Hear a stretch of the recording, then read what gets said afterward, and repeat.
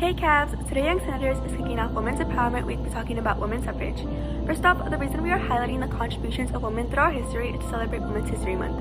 Women's History Month began as a local celebration in Santa Clara, California as Women's History Week and later spread across the country as other communities began to follow suit.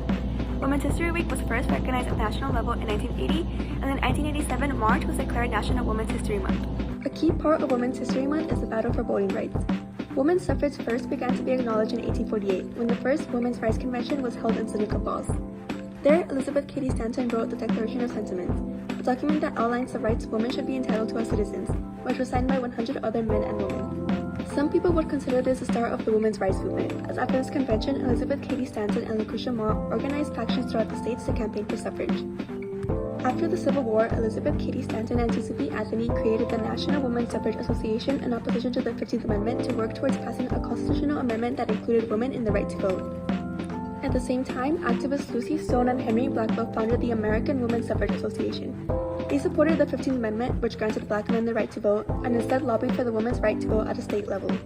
The 15th Amendment passed, and in 1878, Susan B. Anthony proposed an amendment that was rejected by Congress in 1887. Then, in 1890, both associations united to form one single organization, the National American Women's Suffrage Association.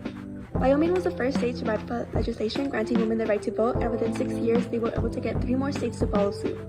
Concurrently, the National Association of Colored Women was formed with leaders such as Mary Church Terrell, Anna Julia Cooper, and Josephine Talon Yates. This association was composed of more than 100 black women's clubs. Their goal was to promote equality for black and African American women within the women's suffrage movement. The movement continued to grow and expand. In 1912, approximately 1,500 suffragists and their supporters marched in New York City with success, but from there, things only got more dangerous for leaders and supporters. The following year, hundreds of women were injured in a parade in Washington, D.C. right before the inauguration of Woodrow Wilson. In 1917, 33 women were arrested just outside the White House. During their incarceration, they faced an unwarranted amount of beating and torture by prison guards at the Algonquin Workhouse. 1918 was a year with both losses and victories for the suffrage movement. Janet Rankin, the first woman in Congress, opened congressional debate on a women's suffrage amendment and was shut down.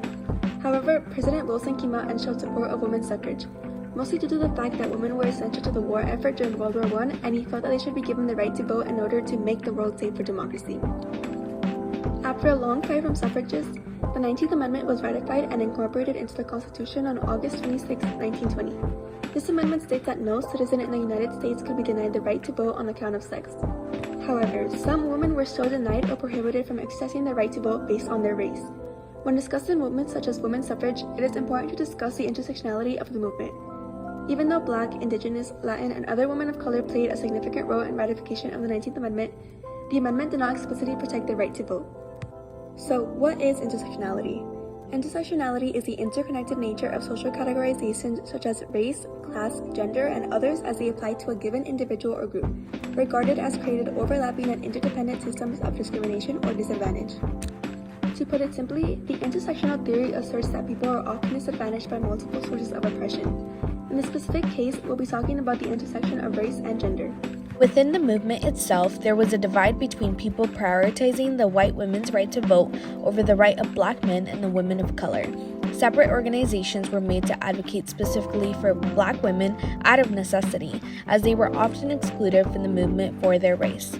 For example, Frances Ellen Watkins Harper, a black woman, spent her whole life advocating for abolitionism and women's rights, and made a call to action to the suffragists at the National Women's Rights Convention in 1866, urging them to include black women in their fight. But even after the 19th Amendment was passed, loopholes in the system allowed for voting obstacles, including poll taxes and literacy tests, intimidation tactics, the denial of citizenship because of ancestry or immigrant status, and other racist strategies. These tactics were used by white Americans to prevent Black, Indigenous, and other people of color from voting. Indigenous folks were not granted the right to vote until 1924 with the Snyder Act, and the rights of black women were not protected until the Civil Rights Act of 1964 and the Voting Rights Act of 1965, which prohibits discrimination based on race, color, religion, sex, or national origin. Even so, there are injustices that continue to exist within the system that put women of color at a disadvantage. While BIPOC were left behind by the 19th Amendment, the movement for universal suffrage and equal rights continued. Black people continued to fight for the right to vote until the 1960s. However, injustices persist today because white supremacist institutions continue to allow racism and discrimination to prevail. It is important that we acknowledge and understand that women's suffrage movement, while successful in gaining the right to vote for many women, excluded and discriminated against by POC women in order to do so. The fight for equity continues to this day, and we need to be able to educate ourselves on how to unlearn the systems of discrimination and racism and be able to advocate for ourselves and our peers. Thank you for listening. That's all we have for today, and stay tuned throughout the week for more information.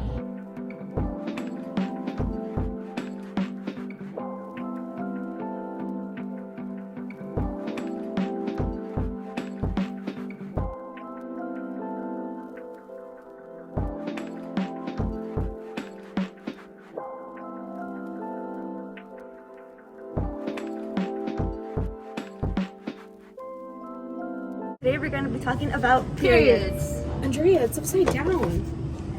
Periods! What is a period? Did you know period happen every month to individuals who are assigned female at birth? Every month? Yes.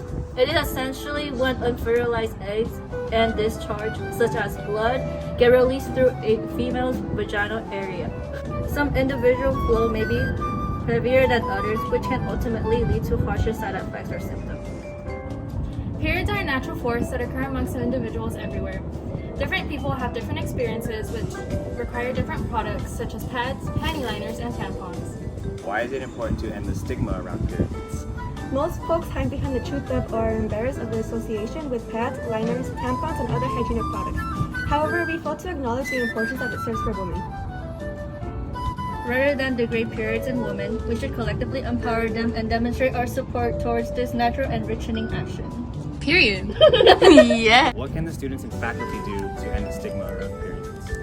In order to bring awareness to the issue, Young Senators has selected 2 sticker designs from our members, Quian and Celeste, to sell in order to buy feminine hygiene products to donate to our local community center, Thomas House. We will also be hosting a feminine hygiene product drive, so keep an ear out for the information and contribute.